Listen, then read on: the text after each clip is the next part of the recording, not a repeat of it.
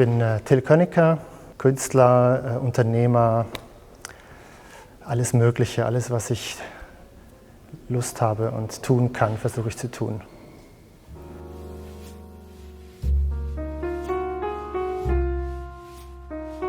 Also mich interessiert der genaue Blick und ich glaube, Leute, die zum Beispiel mit Mikroskopen arbeiten, werden mir beipflichten, dass man nicht weit reisen muss, um unglaubliche Welten zu sehen.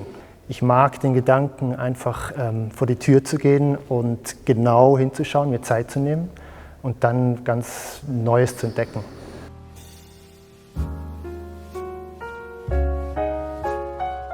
Weiß nicht, der hinter mir gefällt mir ziemlich gut. Es hat so was Grafisches, es war einfach ein vertrockneter Topf. Und er gefällt mir gut, weil wenn man genau hinschaut, sieht man ganz viele komische Käfer, die darin herumwandern. Und ja, der gefällt mir gut.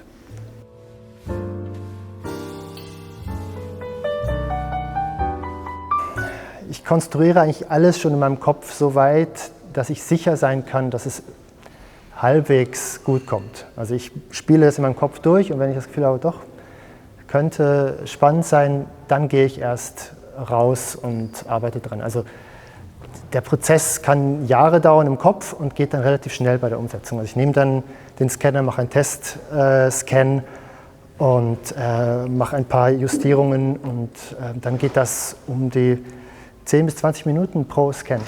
Ich habe vielleicht so 2 bis 10 Schritte gemacht für diese Scans aus meinem Atelier heraus. Und das ist ein Ausprobieren. Ich habe wahrscheinlich 90% benutzt und vielleicht so 2 waren jetzt nicht so spannend, wie ich das gedacht habe. Das ist ja auch immer eine Überraschung. Ein Scan dauert eine gewisse Weile und dann irgendwann baut sich das Bild auf und dann sieht man, das ist spannend oder das ist nicht so spannend. Und oft ist es, das, wo man dachte, das ist spannend, ist dann plötzlich nicht so spannend und umgekehrt.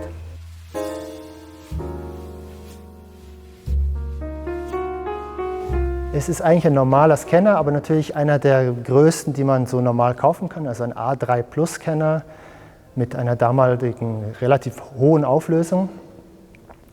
Und das Besondere am Scanner ist, dass er ein Bild zeitlich versetzt eigentlich abtastet. Also er macht nicht ein Foto und dann ist es da, sondern er tastet es, je nach Auflösung geht es natürlich länger. Und dann tastet er das ab und nimmt so die Zeit auch mit auf.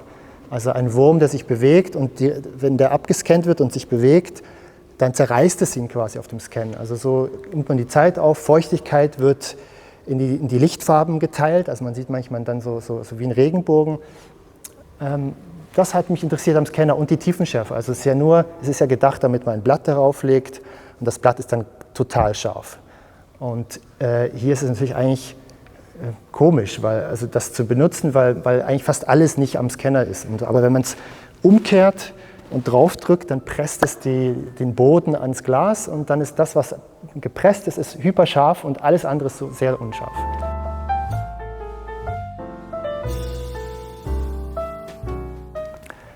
Ständig und dauernd. Also, weil ich gehe eher wie ein Forscher vor. Ich erforsche etwas und gehe dann weiter, wenn ich es erforscht habe. Irgendwann wird ja etwas nicht mehr, für mich jedenfalls nicht mehr spannend. Und so versuche ich eigentlich immer Neues anzugehen und zu entdecken.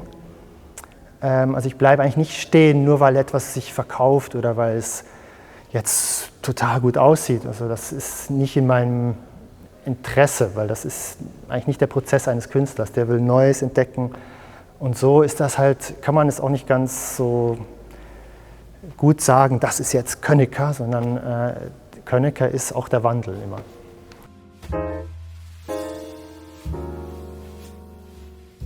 Eine wichtige eigentlich, wie fast jede Arbeit, weil bis ich eine Arbeit herausbringe, das ist schon eine Riesenhürde. Also das meiste gebe ich niemals heraus und stelle ich gar nicht aus, weil ich nicht das Gefühl habe, dass es andere interessiert. So, und das ist jedenfalls was es über diese Schwelle geschafft hat und somit ist es eine wichtige Arbeit. Und es ist auch eine Arbeit, es ist immer eine gute Arbeit, die zu einer nächsten Arbeit führt. Also das war ja nur ein Teil der Arbeit. Der andere Teil war, diese vielen kleinen Sachen zu sammeln, die ich dort gesehen habe. Kleine Samen, kleine Blätter, kleine Beine von Insekten. Und diese Teile, die ich dann gesammelt habe, habe ich danach quasi zu einer neuen Evolution zusammengesetzt. Also ich habe sie versucht so zu betrachten, als wüsste ich nichts darüber. Also nicht wie ein Wissenschaftler, der das ganze Wissen einsetzt, sondern ich habe versucht, das nur formal anzugucken. Und so kann man plötzlich einen Samen mit einer Fliegenlarve verbinden und so Evolutionen schaffen. Und das ist eigentlich für mich fast die spannendere Arbeit, die aber aus dieser Arbeit herausgekommen ist.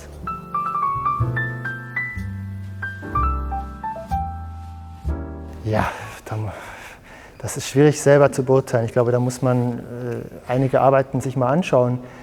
Von mir aus ist es oft dass ich was natürlich beim Betrachter auslösen will. Ich will nicht einen langen Text schreiben, was ich mir bei der Arbeit gedacht habe oder was ich damit bewirken will. Das interessiert mich nicht. Ich will eigentlich möglichst viel offen lassen, damit sich andere ihre Gedanken machen können. Und das ist dann der korrekte Subtext dazu eigentlich. Und das versuche ich eigentlich mit jeder Arbeit irgendwas auszulösen bei anderen Leuten. Hier ist es vielleicht das genaue Hinschauen, sich auch mal zu achten auf Sachen, die ich mich vielleicht sonst nicht so achte.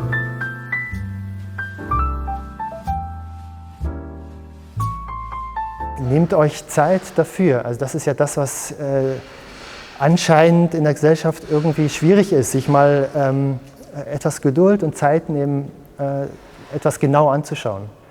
Ich sehe es auch oft in Ausstellungen, wie die Leute durchhetzen und denken, sie hätten es gesehen, aber eigentlich nichts gesehen haben. Und gerade diese Arbeit lädt ja ein, sogar mit dem Titel vor den Kopf gestoßen, Close Encounters, schaut es euch genau an und so entdeckt man natürlich das Neue. Von Weitem, okay, grün, so interessant, Blätter, aber von Nahem kommt ja eigentlich die neue Welt und entdeckt man die Geheimnisse der Bilder.